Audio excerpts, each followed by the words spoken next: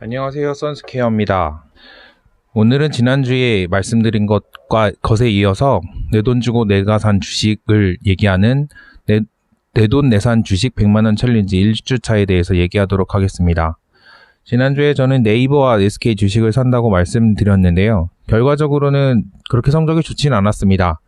하지만 그렇게 나쁘지도 않아서 오늘은 네이버와 SK 주식회사를 다시 한번 리뷰를 하고 다음 주 계획을 말씀드리는 것 시간으로 가져볼까 합니다. 지난 7월 20일, 그러니까 월요일 날 저는 네이버와 SK 주식회사를 매입을 했고요.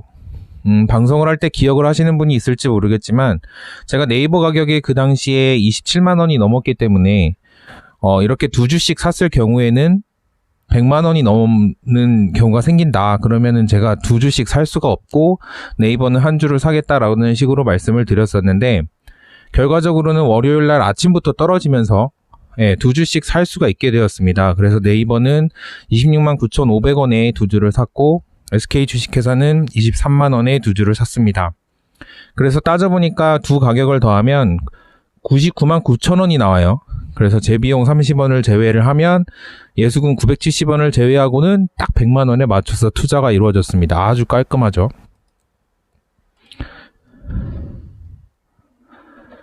결과는 이렇습니다. 금요일 날짜 기준으로 네이버는 평가금액 56만 2천 원까지 됐고요. 그래서 평가손익은 2만 3천 원입니다. 수익률은 4.26%고요. 여기서 제가 수익률이라고 써놓기는 했지만 제가 찾지는 않았습니다. 돈을 찾지 않았기 때문에 사실 수익률이라기보다는 평가 수익률에 가깝겠죠. 실제 제가 찾지는 않았기 때문에 아직까지 저에게 있는 돈은 100만 원 그대로고요. SK 주식회사는 46만 원에 매입을 했는데 평가 금액이 44만 9천 원입니다. 네, 마이너스죠. 11,000원 정도의 평가 손익이 있었고 수익률은 마이너스 2.39%입니다. 그래서 두 개를 합치면 총 12,000원 정도 되고 100만 원이기 때문에 당연히 수익률은 1.2% 정도 됩니다.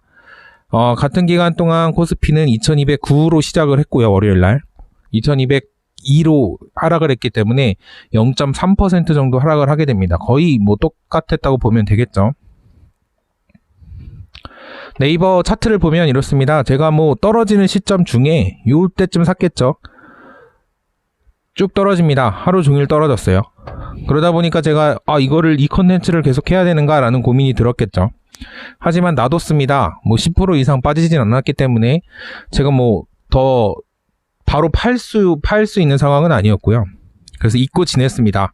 잊고 지냈더니 목요일 날부터 다시 오르기 시작합니다. 역시 네이버는 네이버죠. 오르기 시작했고 금요일은 조금 더 오를 줄 알았는데 빠졌어요. 약간 빠져서 결과적으로는 4% 정도 이익을 보고 나왔습니다. 나오진 않았어요. 금요일이 그렇게 마무리됐다는 뜻이고요. SK는 처음에 이 정도 시작을 했죠. 그냥 비슷하게 갔고 주 중에 잠깐 올랐어요. 그렇게 기뻐할 정도로 오른 건 아니고 잠깐 플러스로 갔다가 쭉 떨어집니다. 수요일부터 쭉 떨어져요. 계속 바닥을 봅니다. 이번 주 다음 주까지 계속 떨어질 것 같지는 않기 때문에 SK를 당장 팔지는 않을 거예요. 근데 느낌이 좋지는 않습니다. 당장 확 오를 것 같은 느낌은 없고 그렇습니다. 근데 마이너스 10%도 아니고 플러스도 10%가 아닌 그 정도 상태에서 이번 주가 끝나지 않을까 이렇게 생각을 하고 있습니다. 코스피 지수는 말씀드린 것처럼 시작점과 끝점이 거의 유사합니다. 중간에 내려가는 길과 올라가는 길이 있었지만 결국에 전체 일주일로 봤을 때는 시작점과 끝점이 거의 똑같고 그래서 거의 투자자 입장에서는 월요일과 금요일날 보시는 분들이 있더라고요. 그분들 입장에서는 그냥 똑같았다 이렇게 평가를 할 수 있겠습니다. 제가 제가 투자한 기업들과 관련된 주식 정보, 뉴스들을 좀 가지고 왔습니다. SK 주식회사는 사실 투자형 회사이기 때문에 여러 회사들이 연결되어 있고 그 중에 또 이제 자회사들로 구분되는 별도 기준 회사들이 있는데 바이오팜이 아주 유명한 별도 기준 회사라고 할 수 있겠죠. 이런 기사가 있었습니다. 주가 급등에 괴로운 SK바이오팜 16억 로또의 줄 사퇴설 나왔는데, 사실 16억이라는 것은 그 평균 직원들 평균 그 우리 사주 배당금을 기준으로 했을 때 평균 금액을 말씀드리는 거고요. 더 많은 사람도 있고 적은 사람도 있겠죠. 근데 이제 이런 생각을 하게 됩니다. 16억 정도면 회사를 그만둘 것이냐, 아니면 계속 다니면서 유지를 할 것이냐의 문제인데, 두 가지가 있겠죠. 그냥 지금 당장 팔고 회사를 계속 다닐 수는 없어요. 우리 사주기 때문에 1년 유예가 걸립니다. 근데 1년 후에 주식은 어떻게 될지 아무도 알 수가 없죠. 더 오를 수도 있고 떨어질 수도 있습니다. 그런 상황에서 더 다닐 것이냐 말 것이냐의 문제인데, 사실 좀 나이가 드신 분들은 결단을 내리지 않았을까라는 생각도 들어요. 그래서 지금 이 기사에도 보면 한 10명 정도가 퇴사 신청, 사퇴가 아니죠. 퇴사 신청을 한 것으로 알려져 있는데, 좀 나이 드신 분들이 아닐까, 이런 생각을 해봅니다. 왜냐하면 젊은 사람들은 이렇게 돈이 안 될 거라는 생각이 들거든요. 직급별로 돈도 주식 수도 나눠져 있을 테고, 빚을 내서 이제 주식을 사야 되는 상황인데, 네, 뭐 이렇게까지 주식을 사지 못하지 않았을까? 저의 추측입니다만 그렇습니다. 이렇게 된 데에는 가장 큰 것이 이제 직원 수가 작기 때문에 생긴 문제인데, 우리 사주 자체는 퍼센트가 정해져 있죠. 근데 이제 우리 그 SK바이오팜 같은 경우에는 직원 수가 200명 남짓이기 때문에 그것을 200명으로 나누다 보니까 굉장히 한 사람당 받는 돈과 그에 따른, 그러니까 한 사람이 받는 주식수와 그에 따른 값어치가 굉장히 커지는 그런 상황이 됐습니다. 뭐 그들이 퇴사를 하든 안 하든 저는 상관이 없고 그저 부러울 뿐이지만, 이런 논의가 있다는 것 자체가 굉장히 놀라웠고 그래서 가져왔습니다. 네이버에 대해서는 제가 클라우드를 가지고 왔는데요. 일단 클라우드 네이버 얘기를 하기 전에, 본격적으로 하기 전에 클라우드 얘기를 좀 해보고자 합니다.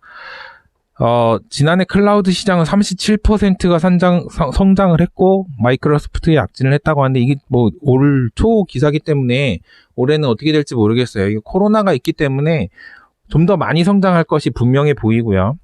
어쨌든 2019년 기준으로 봤을 때, 그 클라우드 시장은 아마존 웹서비스 AWS와 마이크로소프트 애저 두 개가 이렇게 한 50% 정도를 먹고 있는, 뭐 느낌으로는 더 많이 먹고 있는 느낌인데 실제로는 이 정도 먹고 있다고 합니다. 예.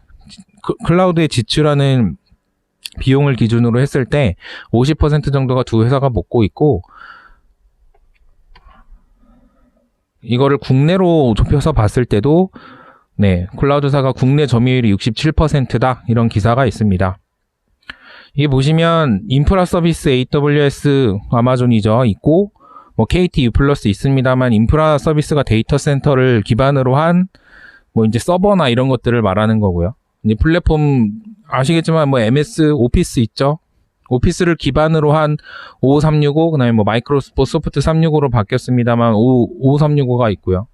뭐 이런 것들이 있기 때문에 외국 업체가 지금 점령을 하고 있다라고 봐도 과언이 아닙니다. 이런 상황에서 자, 요거 가져온 건 뭐냐면요. 마이크로소프트 365인데 지금 뭐 5365로 알고 계시고 오피스 365로 알고 계신 분들도 많을 거예요. 이게 왜 이렇게 경쟁력이 있느냐 보면, 결국 클라우드를 했을 때 이게 사진 올리고 동영상 올리는 백업용의 클라우드는 사실 한계가 있거든요. 결국엔 기업용으로 많이 쓰이게 될 텐데, 기업은 이렇게 이런 앱들, 마이크로소프트 워드, 엑셀, 파워포인트 이런 것들을 기반으로 해서 결국 업무를 진행하기 때문에 이런 것들이 포함된 마이크로소프트 워드를, 마이크로소프트 365를 쓸 가능성이 높다는 거죠. 그래서 기업 입장에서는 결국 AWS냐 애저냐를 가지고 둘 중에 고르는 그런 차원의 결정을 할 뿐이지, 사실 우리나라 업체를 쓰겠다, 다른 회사를 쓰겠다는 쉽지가 않은 거예요. 그냥 클라우드 서비스 하나 바꾸는 것뿐만 아니라 거기 딸린 앱들, 그거에 따른 편리성, 보안성 모든 것들이 다 확보가 되려면 마이크로소프트나 아마존이 아니면 쉽지가 않다는 얘기죠. 근데 네이버 클라우드가 이런 선언을 합니다. 우리 한국 점유율 1위 하겠다. 물론 네이버 자체가 2017년에 클라우드 사업이 이제 들어왔어요. 그렇기 때문에 뭐 이제 어쩌면 선언적인 이런 말이라고는 할 수 있지만 결국에는 디지털 트랜스포메이션 어쩌고 얘기가 나오면서는 클라우드 서비스를 해야 살 수 있다는 얘기를 하고 싶은 걸 수도 있습니다. 그래서 보시면 네이버 자체가 우리는 2배씩 성장을 하고 있기 때문에 결국에는 클라우드 산업을 우리가 한국 점유율 1위를 차지할 수 있다라는 포부를 밝힌 거고요. 여기서 보시는 MVP라는 건 네이버 비즈니스 플랫폼 해갖고 처음에 이제 그 클라우드 서비스를 자사, 네이버 포털, 네이버 카페 이런 것들 있죠. 그런 것들의 클라우드 서비스를 제공하던 회사인데 분리가 되면서 회사 분리를 하면서 이제 기업 대상으로 클라우드 서비스를 하는 그런 회사가 되었습니다. 뭐 사실 개인적으로는 네이버 클라우드나 이런 회사들이 잘 됐으면 좋겠어요. 그래서 우리나라에서 나오는 데이터들은 외국의 뭐 아마존이나 마이크로소프트의 서버를 거치지 않고 우리나라에서 자체 해결할 수 있는 그런 게 되었으면 좋겠습니다. 이게 기사로 보신 적이 있는지 모르겠는데요. 이 그림이 네이버 데이터 센터입니다. 이 중에 이게 보시면 강원도 춘천에 있어요. 강원도 춘천에 있는데 뭐 그 당시에 기사로 처음 나왔을 때 기사가 저도 기억이 나는데 작년인가 재작년이었을 거예요. 이게 보시면 다 녹색으로 뒤덮여 있는 것도 인상적인데 뭐 리드 인증을 받았다 뭐 이런 걸로 해서 많이 얘기가 있었고요. 이게 한 3분의 2 정도는 네이버에서 자체적으로 쓰는 클라우드 서비스라고 보시면 되고 절반 아니 3분의 1이 남죠. 3분의 1 정도는 이제 외부 기업 대여용이나 뭐 이런 것들 용도로 쓰겠다라고 얘기를 하고 있습니다. 그래서 이런 데이터 센터를 갖고 있고 모르시는 분들도 있는지 모르겠지만 아마존이나 구글도 우리나라에 데이터 센터가 있어요. 정확한 위치는 밝히고 있지 않지만 걔네들도 데이터 센터가 있기 때문에 이제 우리나라에서 뭐 나오는 여러 가지 데이터나 클라우드 서비스들을 유용하게 이용을 할 수가 있는 거죠. 근데 이제 기업 입장에서는 그런 서버들을 거칠 때 보안성을 보고 아마존이나 구글을 선택을 하지만 사실 우리나라 기업의 그런 보안 관련 문서들이 외국 업체의 서버를 거쳐 오는 것에 대한 부담은 분명히 있을 거예요. 네이버에서도 이런 이제 틈을 노려서 우리도 클라우드 서비스를 하겠다, 우리도 이걸로 성장을 하겠다라고 선언을 한 게 아닌가라는 생각이 듭니다. 그래서 1주차는 그럭저럭 끝났습니다. 뭐 돈을 찾아서 수익을 낸 것도 아니고 뭐 아직까진 100만 원 그대로죠. 그래서 그리고 아직까지 SK나 네이버에는 더 할 얘기가 많은 것으로 보입니다. 그래서 다음 주에도 저는 이 주식들 두 가지를 모두 다 가지고 갈 거고요. 아마도 뭐 큰 변동이 있어서 팔지 않는 이상 다음 주에도 네이버와 SK 얘기를 다시 또 하게 될 것 같습니다.